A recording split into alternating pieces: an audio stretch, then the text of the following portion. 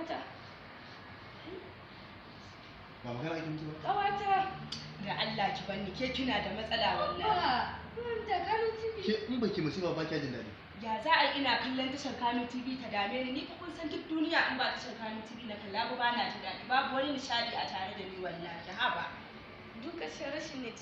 Duka rashin nishadin ki nan a gida ni mijina baki zai yi. Wallahi ne abincin ba gishiri. Har suka zo suka cinye ban san ba gishiri ba duk muna kallon tashar Kano TV. Kin ga ko aya baya na kike.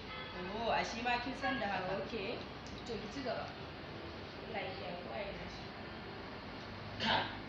To ake kaɗan ne.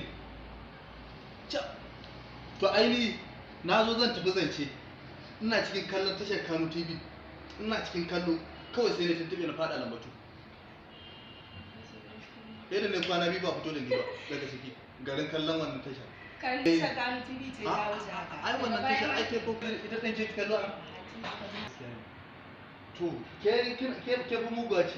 Ai ya kamata ya ce kina kallon muwa kina nuna mana tunda mu namu suna wajen mai caji. Ba da.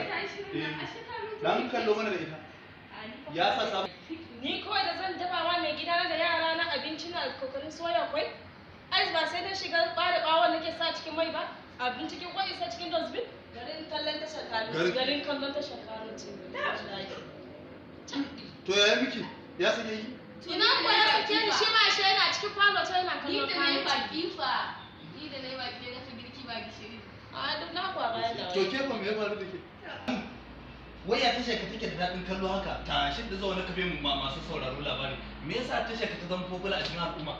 Ainihin tasha ta in dai zaka shiga cikin tashar Kano TV Na mu muke tace duk abin da zamu saka a ciki wanda muka san duk zai kwantar da mutum hankali kai zaka ji ba wai iya abin dariya kawai ba har duk wasu abubuwa da suke faruwa na nishadi da na wani fadakarwa ko wani abu duk muna sawa a ciki ba iya abin dariya muka ga ba tashar Kano TV ita ce wacce tashar da a asibiti ma ana kallon ta domin idan kana da hawan jini zaka iya warke a koda yaushe to gaskiya ne na taɓa zuwa shaka tafi na taron majinyaci ne ma yake kallo a ciki. to shugaban kasa ma zaka tar da shi da waya a hannunsa amma Kano TV yake kallo kuma masu sauraro kowa ya shiga cikin tashar Kano TV domin ya ga kyawawan abubuwa na nishadi da nishadantarwa wacce ina tunanin mutum ko hauka cewa yayi in dai haukar nan bai kama sosai ba idan zai shiga tashar Kano TV da yake da warke Gaskiya ne. to ku ci gaba da bincike na tashar Kano TV za ku ga abubuwa Ku ci gaba da bincike tashar Kano TV ta wuce.